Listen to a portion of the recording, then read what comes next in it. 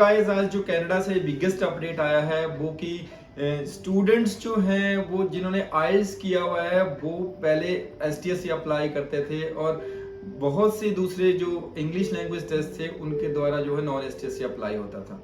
But अब Canadian जो IRCC है, इमिग्रेशन है, उन्होंने 4 न्यू टेस्ट जो हैं जिसमें पीटी ही है, CAEL है, सेलपिप है और दूसरा टोफल आईबीटी है। TOEFL means TOEFL internet based test जो है उसको अप्रूवल दिया है कि जिन स्टूडेंट्स ने ये टेस्ट क्वालिफाई किए हैं इंग्लिश लैंग्वेज के, उनकी एप्लीकेशन भी एसटीएस से प्रोसेस होगी।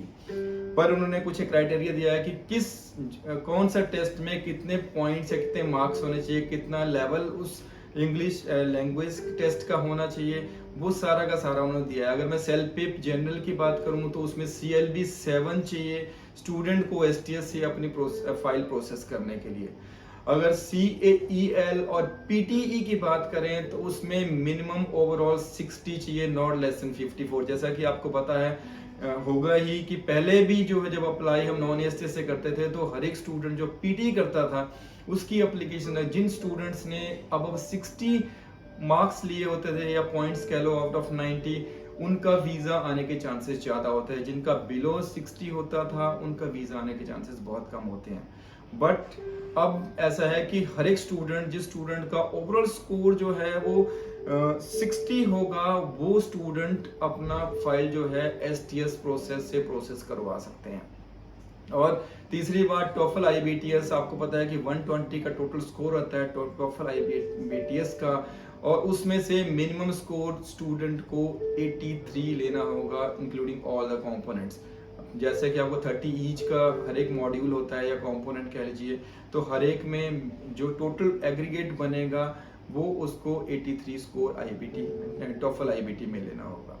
उससे जो है वो उसकी एप्लीकेशन जो है एसटीएस एप्लीकेशन से प्रोसेस होगी।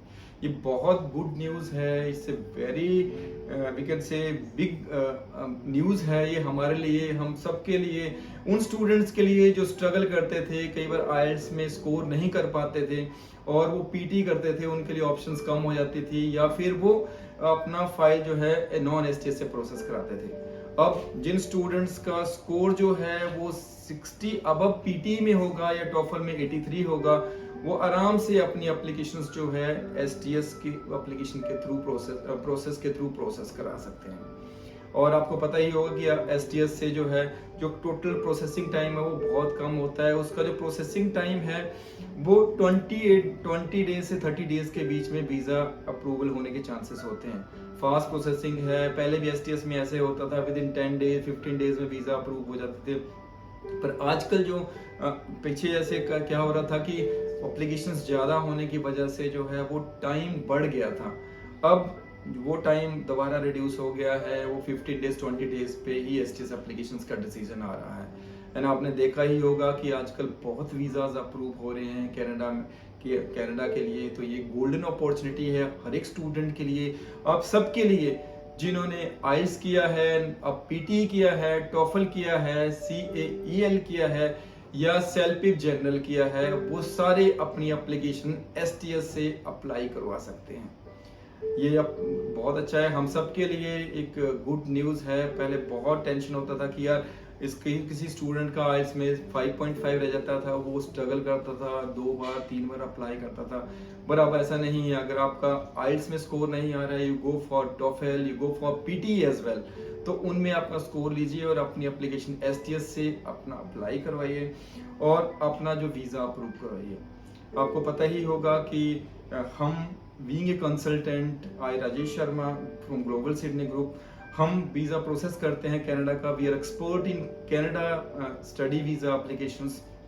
जिसने भी अपना एप्लीकेशन प्रोसेस करवाना है, आप मुझे या मेरी टीम से कांटेक्ट करिए, या हमारी, जैसे भी आपको लगता है, हम टोटली ऑनलाइन एप्लीकेशन प्रोसेस कराते हैं। अगर आप दूर हैं कहीं भी, पूरे इंडिया में कहीं भी, तो आप अपनी एप्लीकेशन जो है, अपने डॉक्यूमेंट्स हमें थ्रू मेल भेजिए, हम उनको असेस करेंगे और उसके बाद आपका वीज़ा प्रोसेस करके you will get your visa there and you will reach in Canada very soon.